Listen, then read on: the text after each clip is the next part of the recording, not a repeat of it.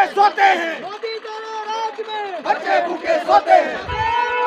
जिंदाबाद जिंदाबाद। स्वागत करते हैं हम आपका जेकेसी न्यूज़ में। पासरी न्यू बस स्टैंड भद्रवा में हम हैं और ये हैं सफाई कर्मचारी, आज स्ट्राइक पर बैठे हैं। इनका ये मानना है कि 370 टूटने के बाद जो बड़े बड़े वादे किए गए थे कि नीड बेस जितने भी इनको परमिट किया जाएगा, और अगर जब तक उनको परमिट किया जाएगा तब इनको मिनिमम वेजेस एक्ट जिसके तहत इनको 18,750 रुपये इनको तनख्वाह मिलनी थी, लेकिन इनको आज भी 6750 रुपये तनख्वाह मिलती हैं। इसी ज़िमन में यहाँ पर जो सफाई कर्मचारी आप देख रहे हैं ये स्ट्राइक पर बैठे हैं, और इनकी स्ट्राइक से ये हो रहा है कि भद्रवा शहर के अंदर जो है गंदगी के ढेर लग चुके हैं। जब सफाई नहीं होगी तो गंदगी कैसे साफ़ होगी। ये वो लोग हैं जिनको कोरोना वॉरियर कहा गया था कोविड-19 लॉकडाउन में, लेकिन हकीकत ये है कि इनको अभी तक परमानेंट नहीं किया जा रहा है। इनके साथ हर बार जब भी स्ट्राइक पर जाते हैं झूठे वादे करते हैं। उनको ये कहा जाता है कि बस कुछ ही दिनों में आपके जो ऑर्डर्स निकलेंगे, आपकी जो तनख्वाहें वो बढ़ा दी जाएंगी, लेकिन ज़मीनी हकीकत ये है कि अभी तक इनके साथ कोई इंसाफ नहीं किया गया। एक तरफ से अगर इनको कोरोना वॉरियर कहा जाता है, दूसरी तरफ से इनके साथ ऐसा मजाक करने, ऐसा भद्दा मजाक करना और ये बोलना कि आपको परमिट किया जाएगा और अपने काम निकलवाना, और ये जब है ये जूं के तू है। और इनका ये मानना है कि 750 रुपये से इनका घर नहीं चल सकता, इनके बच्चे पढ़ते हैं, इनका जो घर का सिस्टम है वो 750 रुपये से कैसा पूरा हो जाएगा। चलिए इनसे बात करते हैं और पूछते हैं कि क्या मुद्दे हैं, क्या चाहते हैं ये लोग। सर, हमें अपना नाम बताएं और क्या इशू है आपकी, क्या सरकार नहीं सुनती है?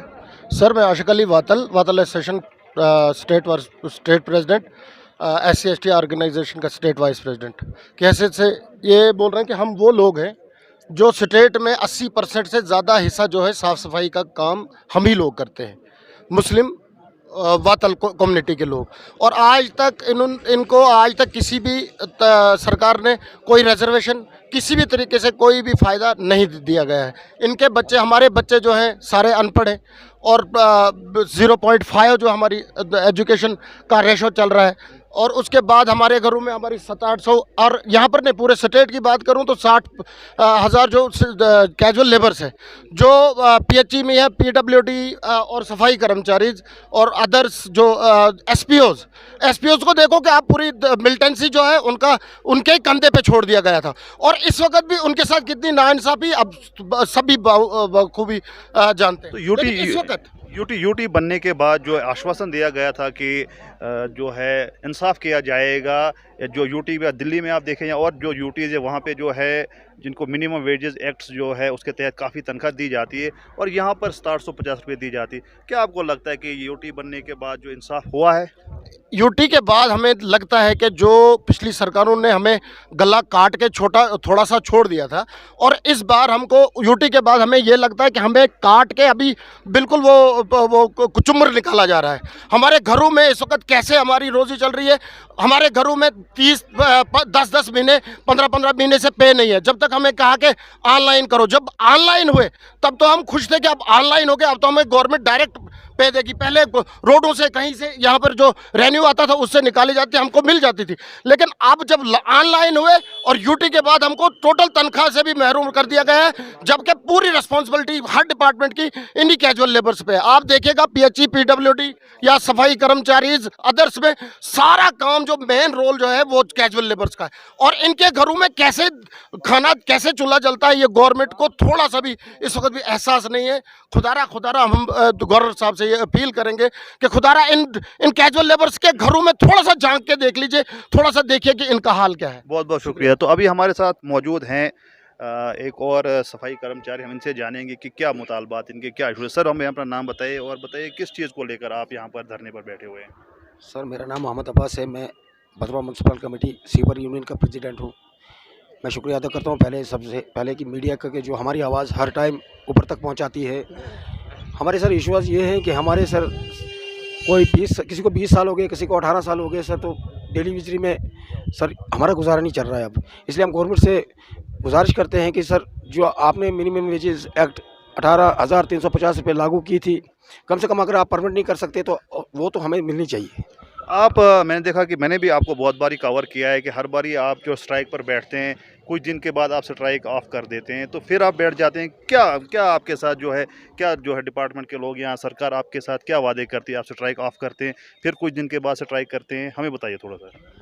सर हमारी बात ये है कि हम जैसे हमने स्ट्राइक कर दी तो हमारे जो आला अफसरान हैं जैसे डायरेक्टर साहब हुए या गवर्नर साहब हुए तो उन्होंने हमें टाइम दे दिया, भाई यार 10 दिन रुक जाओ, हम आपके वो कागज़ बना रहे हैं तो 10 दिन के बाद आपके ऑर्डर कर देंगे, 15 दिन रुक जाओ 15 दिन। तो इसी करते करिए ऐसे करते इन्होंने 20 साल निकाल दिए सर। तो अब ऐसा मसला हो गया है सर कि अब हम जब स्ट्राइक पकड़ चुके हैं तो अब हम 15 दिन का टाइम नहीं मांगेंगे ना महीने का टाइम मांगेंगे।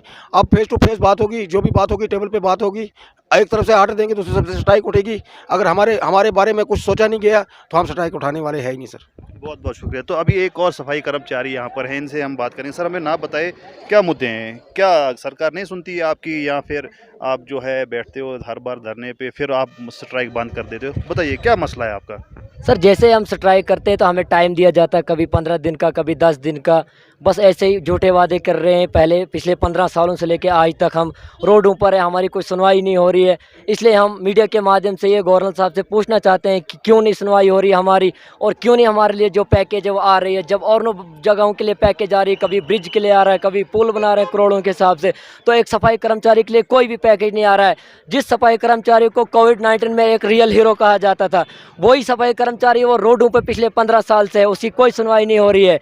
क्या मैं गवर्नमेंट से ये पूछना चाहता हूँ कि जब यूटी बने हो, यहाँ पर 2 साल हुए हैं, उसको यूटी यूनिट टेरिटरी बनाया गया, उसको यूटी की जगह जी लगा के झूठी बनाया गया है।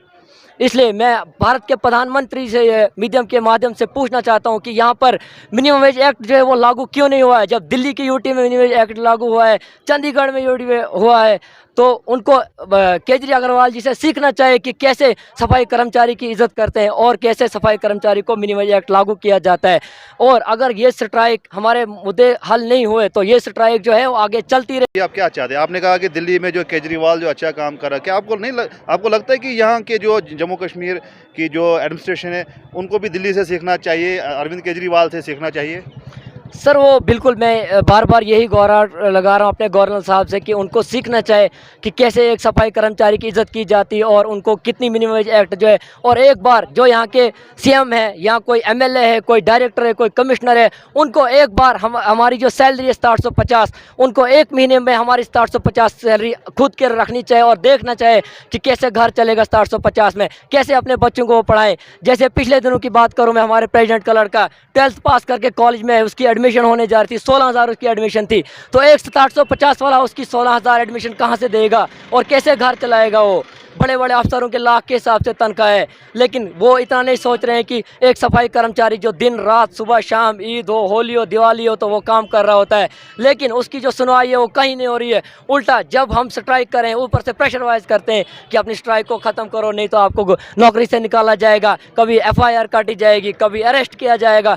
हम कोई आज़ादी नहीं मांग रहे, हम अपना हक मांग रहे हैं, जो हमारा हक है जम्मू कश्मीर में। बहुत बहुत शुक्रिया। तो आपने देखा कि किस तरह से जो आल सफाई कर्मचारी यूनियन भद्रवा जो म्यूनसिपैलिटी है उस ऑफिस के बाहर जो है प्रोटेस्ट कर रहे हैं, और इनके मुतालबात हैं कि इनको बाकी यूटीज़ की तरह जो है इनको 18,350 रुपये पे मिलनी चाहिए, और इनका परमानेंट का मसला कई सालों से पड़ा हुआ है। और हमने इनसे बात की कि आपके साथ होता क्या है, हर बार आप स्ट्राइक करते हो फिर कॉल ऑफ करते हो, तो ये यही कह रहे हैं कि हर बारी हमको आश्वासन दिया जाता है और फिर से हमसे काम लिए जाते हैं, लेकिन ग्राउंड रियलिटी यही है कि जम्मू कश्मीर यूटी बनने के बाद जो है यहाँ के सफाई कर्मचारियों की हालत हमने आपको दिखाई, किस तरह से ये 750 रुपये में परेशान है और परेशानी की हालत में ये प्रोटेस्ट कर रहे हैं। और अब सरकार को भी सोचना चाहिए कि अगर यूटी बनाई गई थी, यूटी बनने के बाद जो बड़े बड़े वादे किए गए थे कि जम्मू कश्मीर का विकास होगा, जम्मू कश्मीर जो तरक्की की राह पे चलेगा, लेकिन कितनी तरक्की है हम आपको ग्राउंड रियलिटी दिखा रहे हैं।